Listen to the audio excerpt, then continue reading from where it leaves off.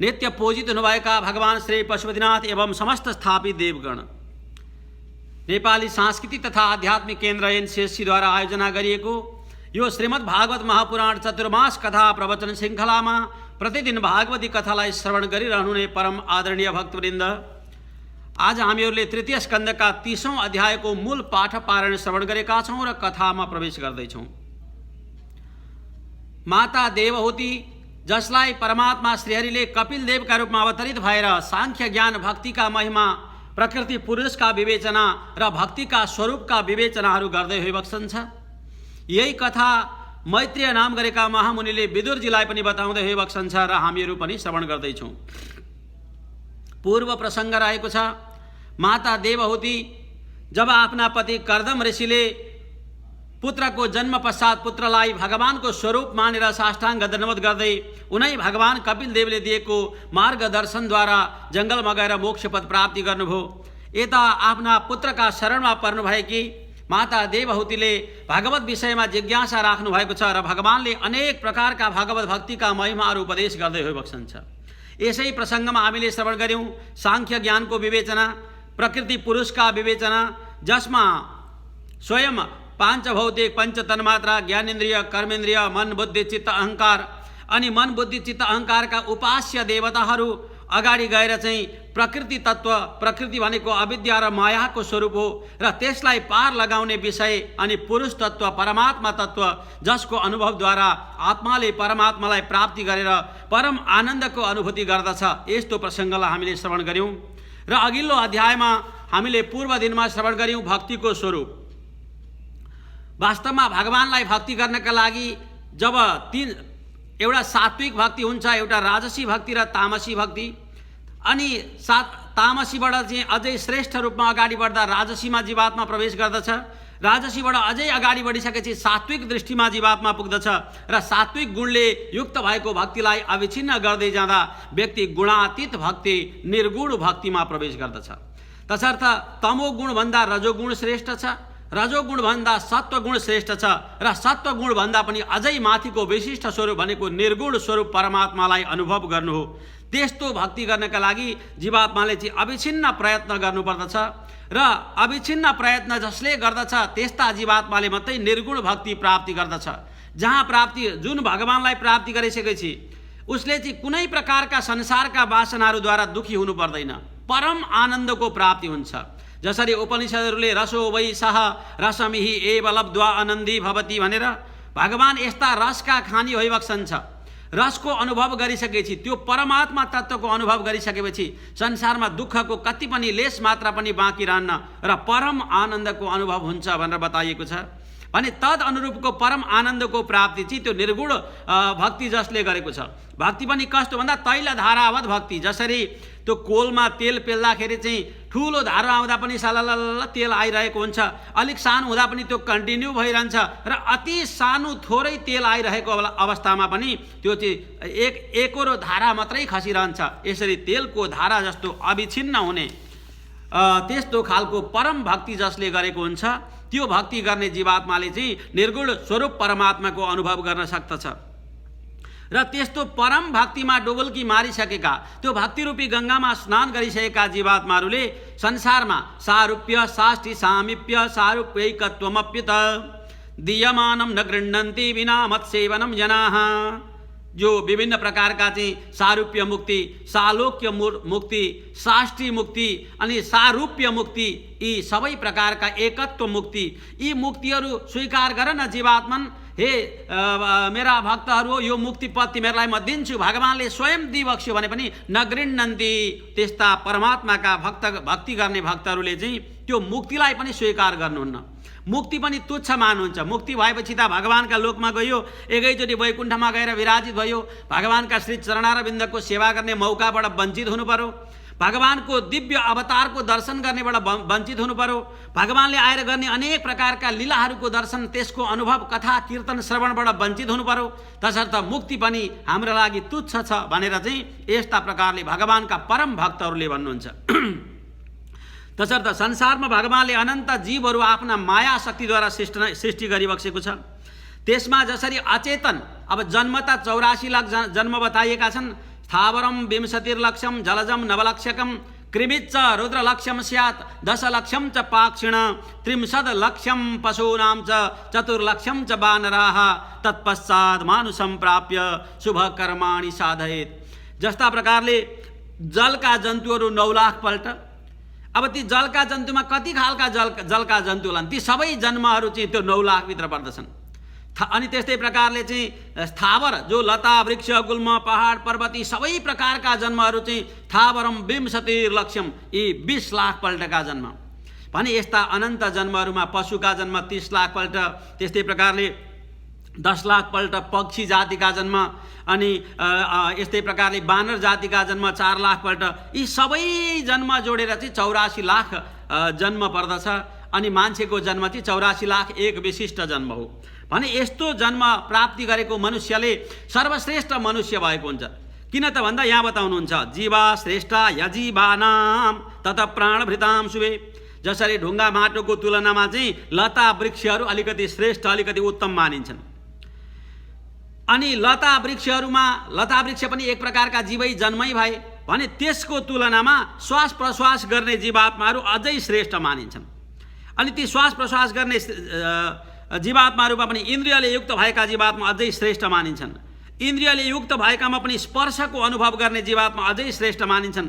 त्यो स्पर्श आदिको अनुभव गर्ने जीवात्माका तुलनामा रस तत्त्वको अनुभव गर्ने जीवात्मा अझै श्रेष्ठ अझै उत्तम मानिन्छन्। त्यस्तै रसको अनुभव गर्ने भन्दा गन्धसहित रसको अनुभव गर्ने अझै श्रेष्ठ मानिन्छन्। एवं प्रकारले गन्धभन्दा पनि अझै शब्दसहितको अनुभव गर्नेवाला अझै उत्तम मानिन्छन्। शब्दको अनुभव गर्नेमा पनि रूपको पनि अनुभव गर्नेवाला जो जन्म छन् ती अझै उत्तम मानिन्छन्। त्यस्ता प्रकारले उनीहरूको तुलनामा पनि अझै पाउ नभएका भन्दा पाउ भएकाहरू उत्तम मानिन्छन्।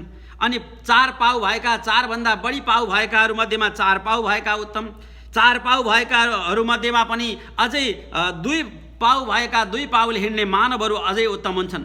मानवमा पनि जो ब्रह्म कर्म गर्ने भगवानको भक्ति गर्नेवाला अझै उत्तम हुन्छन्। त्यस्तामा पनि वेदलाई जान्नेवाला अझै उत्तम हुन्छन्।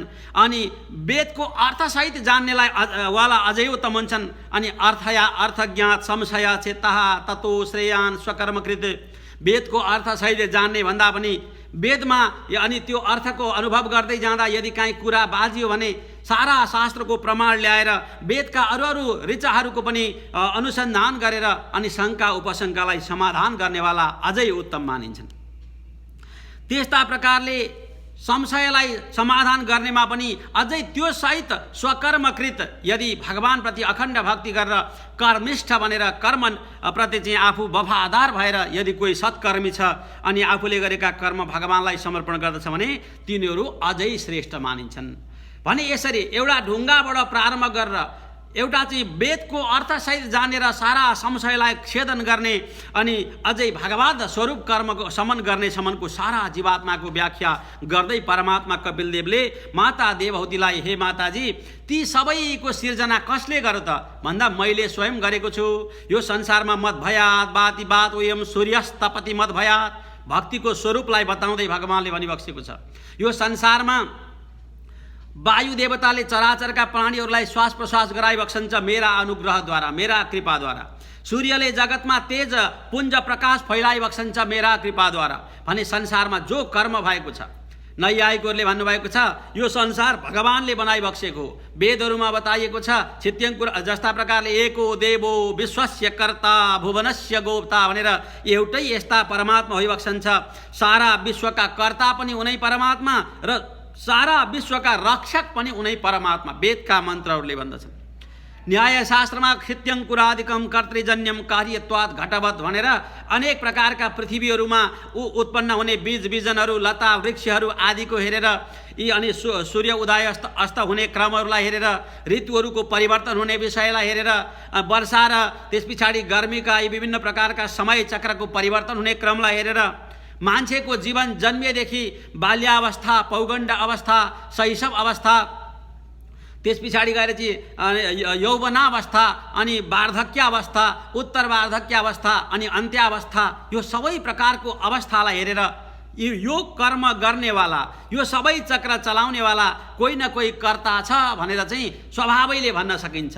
जस्ता प्रकारले एउटा माटाको घैँटो देख्यो भने यो घैँटो बनाउनेवाला कोही न कोही छ भनेर चाहिँ तुरुन्तै अनुमान गर्न सकिन्छ। बिना कर्ता यो घैँटो तयार भएको छैन भन्ने कुरा त्यहाँ सिद्ध हुन्छ। यो संसारको नियम, सारा प्रकृतिको नियम हेरेर पनि यो नियमलाई बनाउनेवाला चलाउनेवाला कोही छ भनेर अनुभव गर्न सकिन्छ। त्यस्तो गर्नेवाला जो परम पुरुषोत्तम छ उनै भगवान हो भनेर यसरी शास्त्रमा बताइएको छ। भने त्यस्ता भगवानले जसले अविच्छिन्न भक्ति आफूप्रति गर्दछ त्यो नै मेरो परम प्रिय हुन्छ र त्यसले चाहिँ मोक्ष पनि स्वीकार गर्दैन भनेर यसरी भगवानले आफ्नो मातालाई बताउनुभयो। माताजी उनै परमात्मा जो मेरो स्वरूप रहेको छ, जसले जान्दछ त्यस्ता जीवात्माको परम कल्याण हुन्छ।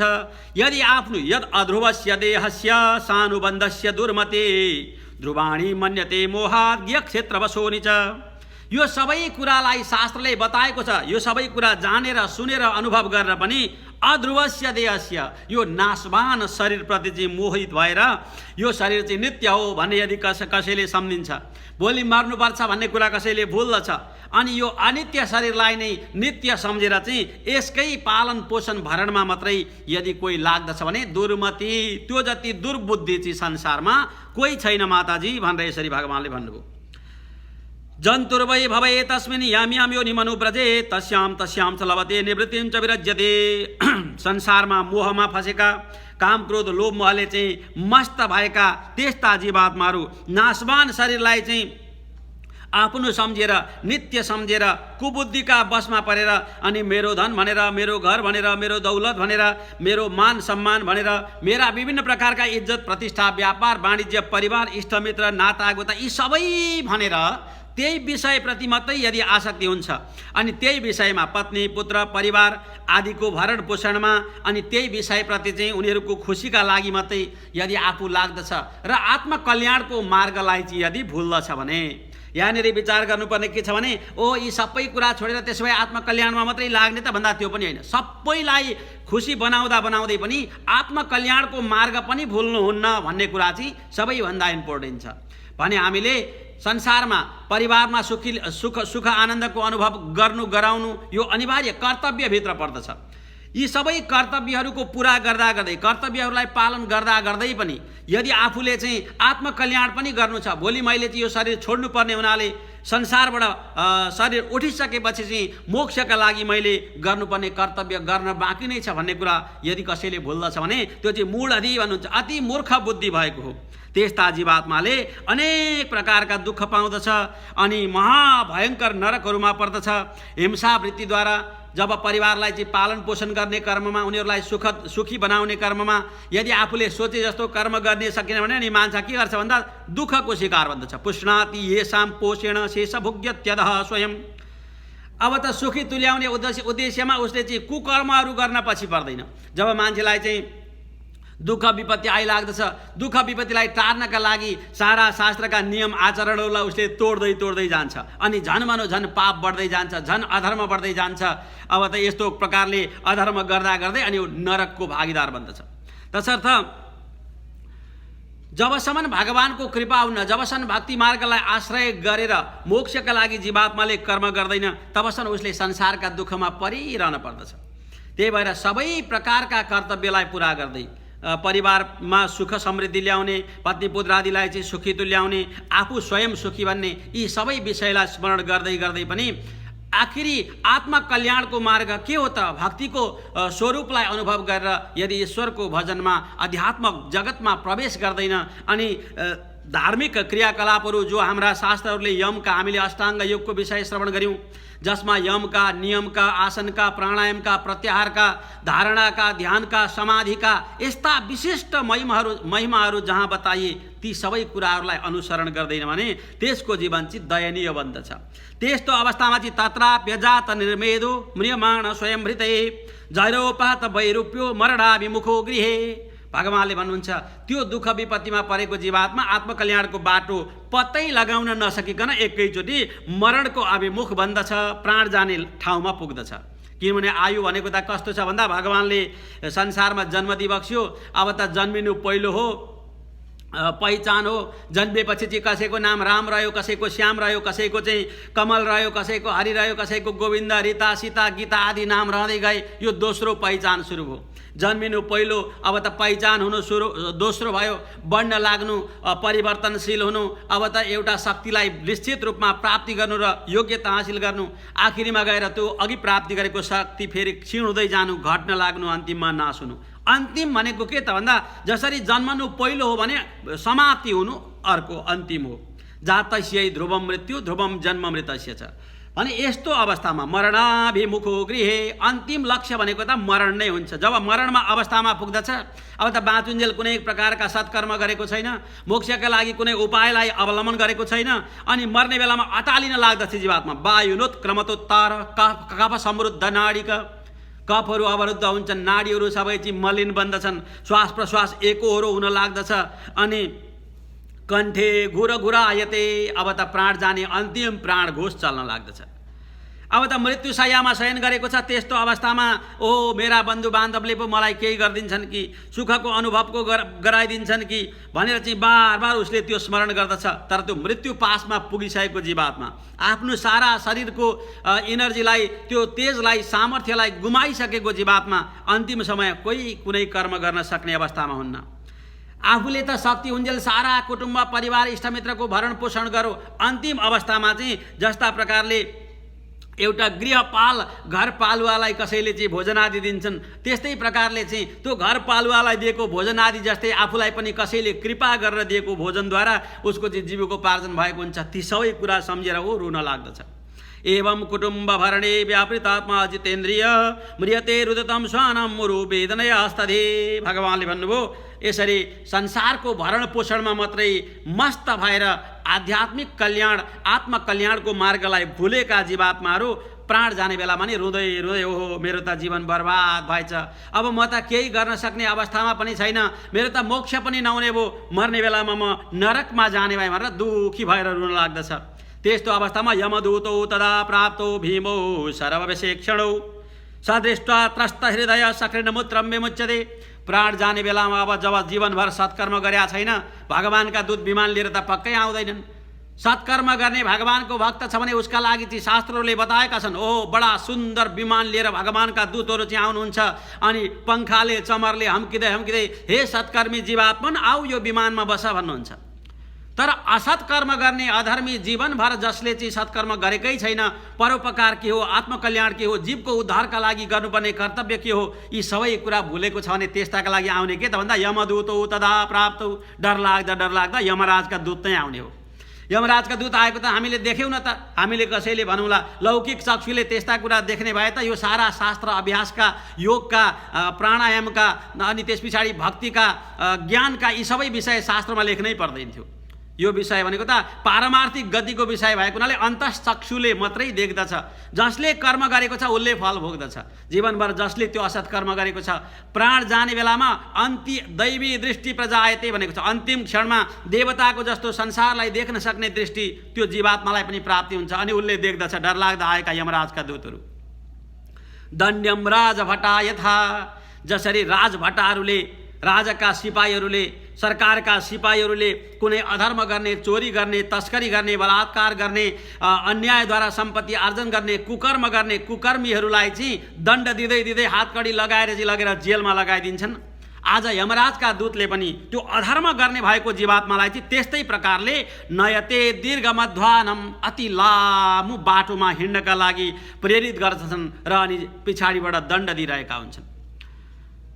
अनेक प्रकारका दुःख पीडाहरूलाई चाहिँ भोग्दै भोग्दै त्यो यमलोक जान्छ। अब त दण्ड लिने ठाउँ कहाँ हो त भन्दा यमलोक। यमराजले दण्ड दिनुहुन्छ, नरकमा लगेर चाहिँ पेल्स्याउनुहुन्छ, यमलोकको यात्रा गर्दछ। अब यात्रा कस्तो डरलाग्दो र भयानक छ यहाँ बताउनुहुन्छ। भगवान कपिल देवले माता देवहूतिलाई यो बाटो बताउँदै हुनुहुन्छ। क्षुत्रिडे परितोर्क दवानलानिलै समतप्यमानः पतितप्तबालुके कृष्णेण पृष्ठे कसया च ताडितश्चलत्यशक्तोऽपि निराश्रमोदके। कुनै आश्रय छैन, जसलाई आश्रय हो मेरा पत्नी पुत्र परिवार पति धन दौलत ऐश्वर्य सम्पत्ति मेरो यस्तो सुन्दर शरीर भनेर जसलाई जीवनभर भरण पोषण गरो, त्यो त आफ्ना साथमा छैन। अहिले त उसले सूक्ष्म शरीर धारण गरेको छ, एउटा कर्मको फल भोग्ने भोग शरीर धारण गरेको छ। त्यस्तो शरीरलाई चाहिँ दण्डले बाँधेर त्यो अनेक प्रकारका अङ्कुशहरूले बाँधेर पछाडिबाट चाहिँ दण्ड दिँदै दिँदै अगाडि बढाउँछन्। तातो तातो बालुवा भएको ठाउँमा, जुन ठाउँमा 12 सूर्य जस्ता उदाएर चाहिँ तेज भएको जस्तो गर्मी भएको हुन्छ, त्यस्तो ठाउँमा पछाडिबाट एकदम दण्ड हिर्काउँदै हिर्काउँदै हिँडाइरहेका हुन्छन्। अनि मूर्छा पर्छ, फेरि उठ्दछ। त्यो जीवात्मा हो, उसले भोग शरीर धारण गरेको छ, जीवनभर आफूले गरेका कर्मको फल त्यहाँ भोग्नु परेको छ। अब मूर्छा पर्दै उठ्दै उसले चाहिँ यात्रा गरिरहेको हुन्छ। यमराजका दूतहरूले उसले कुकर्म गरेको हुनाले त्यहाँ कुनै दया माया देखाउनेवाला छैन। यस्तो अति पीडा भोग्दै भोग्दै भोग्दै योजनानाम सहस्राणी नवति नवचाध्वन, त्यो 79,000 योजनको यात्रा उसले पुरा गर्दै नरकमा जान्छ। हरेक नरकहरूमा उसले 3 मुहूर्त 2 मुहूर्तसम्म जान्छ र त्यहाँको पीडा भोग्छ। फेरि अर्को नरकको पीडा, फेरि अर्को नरकको पीडा, यस्ता पीडा र यातनाहरू भोग्दै भोग्दै अगाडि बढेको हुन्छ। आदिपनम स्वगात्राणम बेष्टै तुलमुखादिभि, माथिबाट तातो अँगार खन्याइदिन्छन्, जहाँ चाहिँ झरझर बल्दै गरेका कोइलाहरू सबै उसको शरीर पोलेर भतभत भएको हुन्छ। तैपनि यमराजका दूतहरूले दण्ड दिइरहेका हुन्छन्। अगाडि जाँदै गर्दा जीवस्तत्राभ्युद्धार स्वगृध्रैर्यमसाधनै, यमराजले भन्नुहुन्छ ल यसलाई त गिद्धहरू भए ठाउँमा, अनेक प्रकारका चाहिँ कुकुरहरूले चाहिँ लुस्ने ठाउँमा लगेर राखिदिनु पर्दछ। त्यो जीवात्माको त्यो भोग शरीरलाई त्यस्तो ठाउँमा लगेर राखिन्छ जहाँ चाहिँ कुकुरले आएर लुस्न लाग्दछन्, गिद्धहरूले आएर चाहिँ चुच्चाद्वारा डस्न लाग्दछन्, सर्पहरूले बिच्छीहरूले अनेक प्रकारका त्यस्ता बीजले भरिपूर्ण भएका ती जन्तुहरूले आएर आक्रमण गर्दछन्। त्यो सबै कष्ट पनि त्यो कुकर्मीले चाहिँ भोग्न पर्दछ। भने कति फरक छ। यदि सत्कर्म गर्यो भने त्यसका लागि फेरि शास्त्रले बाटो बताएको छ, यस्तो उत्तम बाटो जहाँ चाहिँ अनेक ठाउँमा स्वागतम भो महाभागा, स्वागतम भो महाभागा भनेर उनै देवताका दूतहरू स्वागतका लागि उपस्थित भएका हुन्छन्। भक्तवृन्द, कुकर्मीका लागि उनै दण्ड दिने यमराजका दूतहरू चाहिँ यति धेरै दण्ड दिनका लागि तम तयार भएर बसेका हुन्छन्। भने यस्ता अनेक दण्डहरू भोग्दै भोग्दै तामिश्र, अन्त तामिश्र, रौरव, महारौरव आदि गरेका यस्ता सबै नरकहरूमा उसले पीडा भोग्दछ। चाहे त्यो पुरुष होस्, भुङ्ते नरो वा नारी वा मिथा सङ्गे नरेमिता, चाहे पुरुष होस्, चाहे नारी होस्, चाहे वृद्ध होस्, चाहे बालक होस्, अथवा राजा होस्, रङ्क होस्, जस्तो सुकै अवस्थाको होस्, जब उसले कर्म गर्दछ भने नाभुक्तम क्षीयते कर्म कल्पकोटि शतैरपि, करोडौँ करोड जन्म नै किन नबितौँ भक्तवृन्द, उसले आफूले गरेको कर्मको फल नभोगी सकिँदैन। तसर्थ भगवानले भन्नुहुन्छ, हे माताजी, मनुष्यले जन्म जन्मान्तरसम्म यस्ता पीडाहरू भोग्नुपर्ने हुनाले जबसम्म उसले सत्कर्म गर्दैन, अधस्ता नरलोकस्य यावतिर्य ननादय क्रमशः समनुक्रम्य पुनरत्राज बजे सुजे, नरकमा अनन्त जन्मसम्म त्यस्ता कष्टहरू भोगेर जन्म हुँदा पनि फेरि नरकबाट पृथ्वीलोकमा मानव भएर त जन्मिन्छ, तर त्यहाँ पनि दुःख पाउने, पीडा भोग्ने, अनेक प्रकारका विपत्तिहरू आइलाग्ने यस्तो ठाउँमा जन्मिन्छ। तसर्थ नारकीय जीवात्माहरूको कदापि शुभ गति नहुने हुनाले नरकतिर जाने खालका कर्मै नगर्नु यो व्यक्तिको पहिलो धर्म हो। यसका लागि चाहिँ भक्तिका महिमा, योगका महिमा, नियमका महिमा, शास्त्र अभ्यासका महिमा, ज्ञानका महिमा जो भगवानले